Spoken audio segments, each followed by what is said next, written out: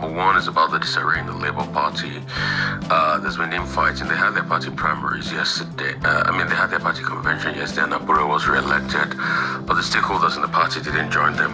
When they had these primaries, the likes of Peter Obi was not there, and a couple of other grand stakeholders in the party. They were not just there because they just felt, well, there's a lot of disarray. The NLC is saying they're going to take back the political party based on the judgments of Justice Gabriel Kolawole of 2018, and in their final, in their convention, they finally said that they're going to give the presidential ticket to Peter Obi and the likes, but I'm not sure how that's going to pan out because Peter Obi was not even there and INEC didn't come there to witness it. Hello guys, welcome once again to Ťhrēãtëñ TV. Now, I told you that you can never know a man until you give him power, money and time. Yes, we all know about the shenanigans in the Labour Party, as it is obvious that most politicians are the same regardless of the platform they are coming on. I recall at the expiration of Julius Abure's tenure as the national chairman of Labour Party, despite all the allegations of fraud against him, he went ahead to contest for the position of the national chairman. Most of the stakeholders were actually not in support of his re-election as the national chairman of Labour Party by virtue of the fact that he had some fraud-related issues that he needed to contend with. And in their own thoughts, Labour Party is not a party that wants to have anything to do with fraud by virtue of the fact that they believe they are the third force and should do everything humanly possible to show example. Now, regardless of the fraud-related issues against Julius Abure obviously did everything humanly possible to sneak himself into power.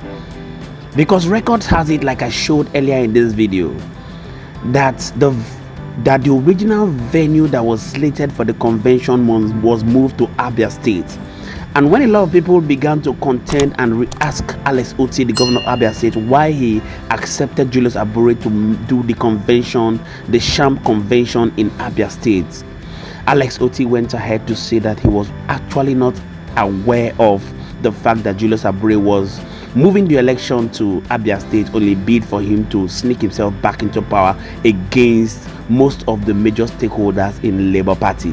When Alex Otti realized that this election that was supposed to be held in Abia State was actually a sham convention, he went ahead to revoke the approval that was given to Julius Abure, and quickly Julius Abure sneaked to ensure that he moves the convention to Anambra State, where we have an approval from Chukwuma Soludo, the governor of Anambra State. A lot of people went ahead to say that Chukwuma Soludo was obviously going to give him that approval because he was going to do anything humanly possible to ensure that the Labour Party sinks. Yes, the convention was actually held in Anambra State, and information has it that most of the stakeholders like Peter Obi, Kenneth Okonkwo, and INEC was not in that convention. They went ahead to declare Julius Abure, who is the national chairman, be re-elected as the national chairman of Labour Party, and this was actually done by the deputy governor of Abia State.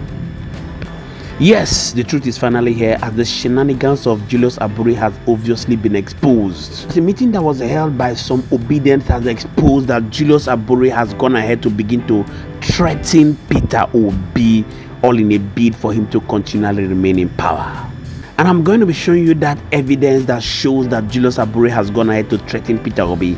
It's actually very unfortunate that the party that people had the hope to sneak them out of the hands of the alleged criminals in APC and Labour Party has obviously failed them, because it's obvious that Julius Abure and the leadership of the Labour Party are the same tenant tempest like that of APC and PDP.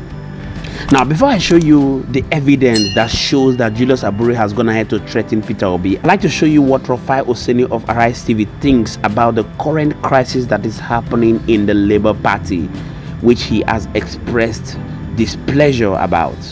Now, before I show you the video of Rufai Useni, let me show you some of the tweets he posted on his X handle, and I'll be showing you the video of Rufai Useni. I go ahead to also show you the video that has shown that Julius Abure has gone ahead to threaten Peter Obi, the presidential candidate of Labour Party. So this was the post of Rufai Useni when he said, When I say politicians are all about their greed, now you understand. He went ahead to say it's clear that Labour Party is in trouble.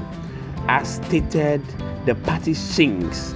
Its success has become its albatross. Its presidential candidate didn't attend its convention. Wow, remarkable indeed. Now, Rufai Useni went ahead to say the Labour Party's problem is not about Tinubu, it's about greed.